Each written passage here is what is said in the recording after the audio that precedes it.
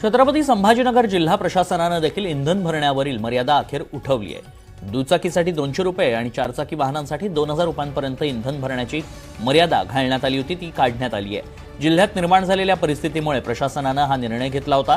दरम्यान राज्यातील सुमारे 10 जिल्ह्यांमध्ये पेट्रोल डिझेल विक्रीवर घालण्यात आलेली बंधनं देखील आजपासूनच पूर्णपणे मागे घेण्यात आली आहेत। संभाजीनगर जिल्हा प्रशासनाने या संदर्भातील पूर्वीचे आदेश रद्द करत नागरिकांना दिलासा दिलाय। आता इंधन भरण्यावर कोणतीही मर्यादा राहणार नसल्याने वाहन चालकांना मोठा दिलासा मिळालाय।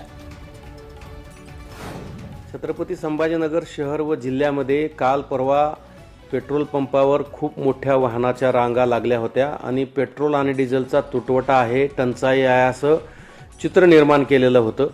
आज मी सर्व कंपन्यांच्या प्रमुख अधिकाऱ्यांशी चर्चा केली, त्यानंतर असं लक्षात आलंय की डिझेल आणि पेट्रोलच्या साठ्यामध्ये कुठेही कमी झालेला नाही आहे।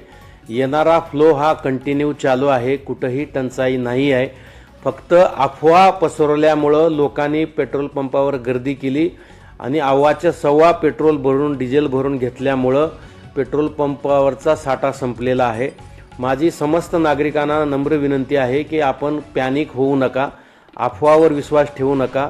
डिझेल आणि पेट्रोलचा साठा मुबलक आहे, सातत्यानं तो येतो आहे। येणाऱ्या गाड्या या नियमितप्रमाणे येत आहेत।